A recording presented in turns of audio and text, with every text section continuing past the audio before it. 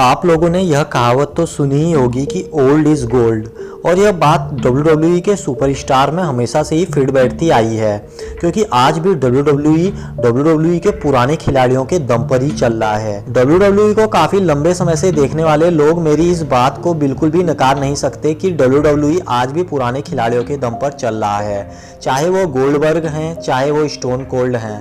भले ही ये रेसलर आज WWE में नजर नहीं आते, पर कुछ ऐसे रेसलर हैं जो कभी भी किसी भी समय WWE में धमाकेदार वापसी कर सकते हैं, क्योंकि ये रेसलर आज भी WWE के साथ लेजेंडरी रेसलर के कॉन्ट्रैक्ट पर जुड़े हुए हैं। और ऐसे में ऐसे दिग्गज रेसलर किसी भी समय WWE में आकर किसी को भी चौंका दें, इसमें कोई भी आश्चर्य की बात नहीं। तो चलिए आज जानते हैं मिस्टीरियस बुक के इस खास अंक में उन खास रेसलरों के बारे में जो रेसलमानिया 35 तक किसी भी समय WWE में धमाकेदार वापसी करके सबको चौंका सकते हैं। स्टिंग WWE के लेजेंडरी रेसलर के कॉन्ट्रैक्ट के साथ आज भी जुड़े हुए हैं, और हाल ही में कुछ समय पहले ही स्टिंग ने इस बात का खुलासा किया था कि वह एक बार फिर से मैच लड़ना चाहते हैं, वह भी अंडरटेकर के खिलाफ। स्टिंग जैसे महान रेसलर ने कुछ समय पहले ही यह संकेत दिया था कि वह अभी भी रिंग में उतरने को तैयार हैं, लेकिन ऐसा तभी संभव है जब उनको अंडरटेकर के खिलाफ मैच दिया जाएगा, और WWE के फैंस सालों से इस मैच का इंतजार कर रहे हैं। ऐसे में अगर यह मैच रेसलमानिया 35 में हो जाता है तो कमाल ही हो जाएगा। कहा जाता है कि साल 2014 में WWE डेब्यू के बाद स्टिंग ट्रिपल एच और सेथ रॉलिंस जैसे सुपरस्टार के खिलाफ मैच लड़ चुके हैं, और उन्हें कई बार तो गंभीर चोटों का शिकार भी होना पड़ गया था।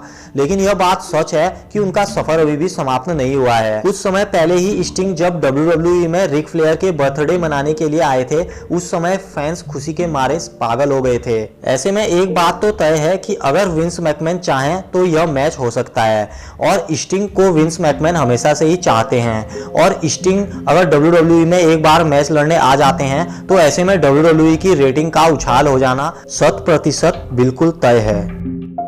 Dead man undertaker. हाल ही में अंडरटेकर के बारे में बहुत ज़्यादा अफवाह उड़ रही थी कि उन्होंने संन्यास ले लिया है, और ऐसे में कुछ लोग यह भी मान रहे हैं कि अंडरटेकर ने चुपचाप संन्यास ले लिया है, क्योंकि पिछले महीने नवंबर में हुए क्राउन ज्वेल के बाद अंडरटेकर WWE में नजर ही नहीं आ रहे हैं। दूसरे शब्दों में कहें तो अब रेसलमानिया 35 को होने में भी काफ़ी कम समय रह गया है, और ऐसे में अंडरटेकर के बारे में अभी तक कोई ऐलान भी नहीं किया गया है। तो हो सकता है यह विंस मैकमैन का मास्टर प्लान हो कि वह अंडरटेकर को एक सरप्राइज रूप में आने दें, और यह भी हो सकता है कि अंडरटेकर आके अपने रिटायरमेंट की घोषणा कर दें। इस बार रेसलमानिया 35 में कुछ भी हो सकता है दोस्तों।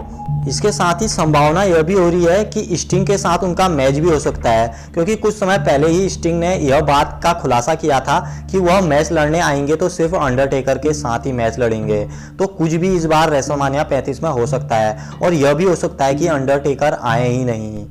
इस बार के रेसलमानिया 35 के बारे में कुछ भी नहीं कहा जा सकता है, वह भी अंडरटेकर के बारे में, क्योंकि अंडरटेकर का नाम अभी तक बिल्कुल भी नहीं लिया गया है, और ऐसे में हो सकता है कि अंडरटेकर आए ही नहीं। या दूसरे शब्दों में कहें तो हाल ही में कुछ समय पहले एलाइस ने डेडमैन अंडरटेकर को चैलेंज किया था, तो संभव है कि एलाइस से लड़ने भी अंडरटेकर आ सकते हैं। ऐसे में क्या होगा यह कोई भी नहीं जानता, पर हम चाहते हैं कि अंडरटेकर एक बार जरूर आए। Bill Goldberg. जब भी WWE इतिहास के लेजेंडरी रेसलरों की बात की जाती है तो उसमें गोल्डबर्ग का नाम काफी सम्मान से लिया जाता है। गोल्डबर्ग काफी कम समय में ही WWE में प्रसिद्ध हो गए थे, वह WCW में बहुत बड़ा नाम थे। साल 2016 में गोल्डबर्ग ने 16 साल बाद WWE में जिस समय रिंग में एंट्री की थी, तो उन्होंने तुरंत ही ब्रॉक लेसनर को काफी कम समय में हरा डाला था। उस समय रेसलिंग फैंस की आंखें फटी की फटी रह गई थी। ऐसे में हो सकता है कि गोल्डबर्ग किसी भी समय शॉकिंग एंट्री करके कुछ धमाका कर सकते हैं। हो सकता है कि वह सेथ रॉलिंस और ब्रॉक लेसनर के बीच होने वाले मैच में इंटरफेयर करके ब्रॉक लेसनर के साथ एक नई स्टोरी लाइन बना सकते हैं, क्योंकि इस समय कंडीशन काफी उल्टी चल रही है, क्योंकि आप जानते हैं कि कोडी रोड्स AEW के मैनेजर बन गए हैं, और कोडी रोड्स गोल्डबर्ग के काफी नजदीकी माने जाते हैं। ऐसे में विंस मैकमैन बिल्कुल भी नहीं चाहेंगे कि गोल्डबर्ग AEW में जाएं। अगर गोल्डबर्ग ऑल इलाइट रेसलिंग में चले जाते हैं तो WWE को काफी बड़ा नुकसान हो सकता है। ऐसे में WWE वाले किसी भी समय गोल्डबर्ग को दोबारा WWE में ला सकते हैं। गोल्डबर्ग की सिर्फ एक ही शर्त रही है हमेशा से ही कि वह किसी भी छोटे स्टार से नहीं हारेंगे। ऐसे में WWE वालों को इस बात का ध्यान रखना चाहिए और गोल्डबर्ग को WWE में एक बार दोबारा जरूर लाना चाहिए। और अफवाहें इस ओर इशारा कर रही हैं कि गोल्डबर्ग इस साल तो कभी भी वापस आ सकते हैं, तो संभव है कि हमें गोल्डबर्ग एक बार दोबारा WWE में दिखाई दें। हार्ट ब्रेक किड नाम से मशहूर शॉन माइकल हमेशा से ही एक ऐसे रेसलर रहे हैं जिनके चाहने वालों की संख्या करोड़ों में है।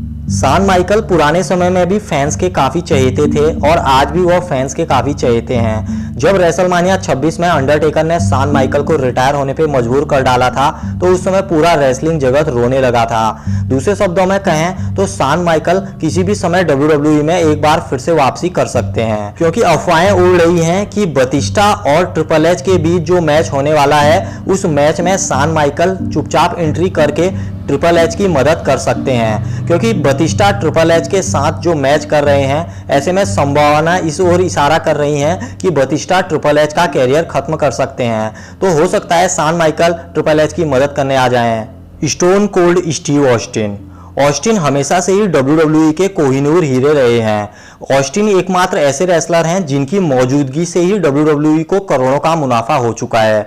ऐसे में WWE किसी भी समय स्टीव ऑस्टिन को WWE में ला सकते हैं, क्योंकि स्टीव ऑस्टिन कई बार WWE के बारे में बातें करते हुए अपने सोशल मीडिया के अकाउंट में देखे गए हैं। तो हो सकता है रेसलमानिया 35 में स्टीव ऑस्टिन दिख सकते हैं या इस साल स्टीव ऑस्टिन किसी भी समय आ सकते हैं। आप में से कई लोग हमसे बार बार रायबैक के बारे में भी पूछ रहे थे कि आखिर रायबैक कब आएंगे, क्या रायबैक को WWE से रिलीज कर दिया गया है इत्यादि। तो हम रायबैक के बारे में भी आपको बताते हैं दोस्तों। दरअसल साल 2014 से लेकर साल 2016 के बीच WWE से कई बड़े रेसलर बाहर चले गए थे।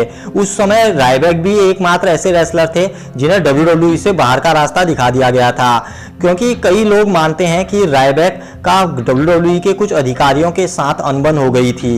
इस वजह से रायबैक को WWE से रिलीज कर दिया गया था। WWE में रायबैक ने अपना आखिरी मैच रेसलकेड सुपर शो इवेंट में 25 नवंबर साल 2017 को मरकरी के खिलाफ लड़ा था और वह मैच भी उन्होंने जीत लिया था। ऐसे में संभावना यह है कि रायबैक आप शायद ही कभी WWE में दिखाई दें और उनके आने की संभावना 100 में से सिर्फ 5% ही है दोस्तों। हमारे हिसाब से रायबैक जैसे मॉन्स्टर रेसलर को एक बार WWE में आने का फिर से मौका जरूर देना चाहिए। उम्मीद है दोस्तों आपको आज का अंक पसंद आएगा।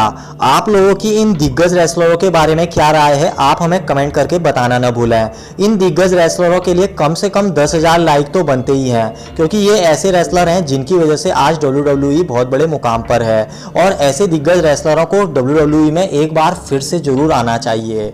आपको आज का अंक कैसा लगा यह भी हमें बताना न भूलें। जल्द मिलते हैं मिस्टीरियस बुक के एक नए रोचक अंक में एक नई मिस्टीरियस कहानी के साथ। तब तक रखिए अपना ख्याल। मैं मोनू लेता हूं आप सभी से विदा। नमस्कार।